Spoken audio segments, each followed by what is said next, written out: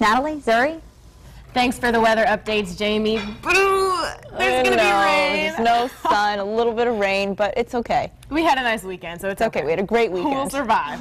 Now, some celebrity power is coming to Ohio today. Two Republican presidential nominees, Mitt Romney and Rick Santorum, will be campaigning here today. Now, Santorum will be in Steubenville, and Romney will be in Cincinnati. Santorum actually just finished in Steubenville, and Romney, excuse me, will be starting his campaign gig just after our show ends. And both of them, they're both trying to push for the primaries, the Tuesday primaries on March 6th. So they're trying really hard over here in Ohio. And but it does. I think Santorum is supposed to be the one that's a little bit ahead here in Ohio. Right. So we'll see. We'll see how today turns out for both of them. But here's a piece of political history that's making its way into Dayton. This is very cool.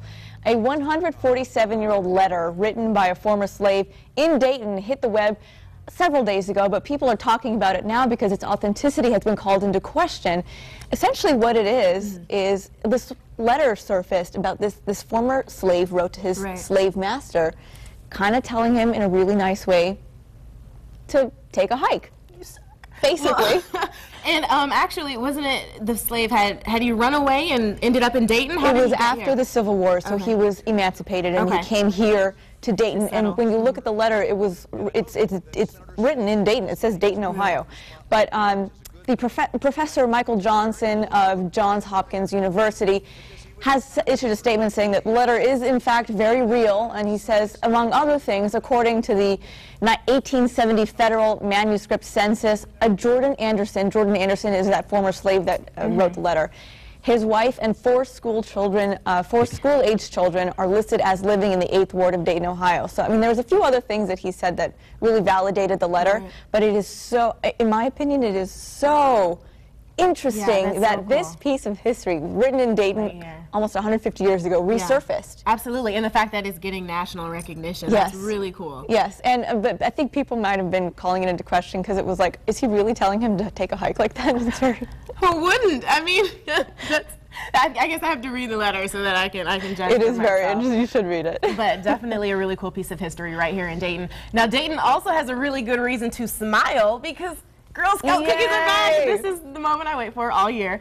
And orders have been pouring in. Over 300,000 boxes of cookies are being sent to Girl Scouts in Western Ohio. That's a lot of cookies. A lot of cookies. There are never enough, though. And they'll be arriving soon, so Dayton bellies will be full of Thin Mints. Thin Mints. What's your favorite? Oh, Thin Mint. Thin Mint, for sure. It used to be Thin Mint, but I'm starting to get into the chewy coconut one. What is that called? I don't know.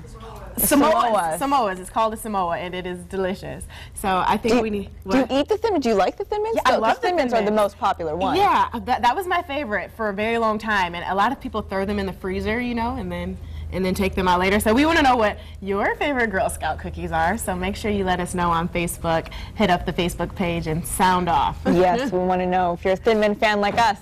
And now, as Pam Elliott mentioned a little bit earlier, the 50th anniversary of John Glenn's orbit around Earth is today, but the former Ohio State Senator was quoted as saying, and this is not a direct quote, I'm saying this from memory, today is it's a great anniversary, but it highlights the fact that we need our own new U.S. spaceships. Right. And we should, you know, as the United States, we should not be borrowing, you know, from Russia.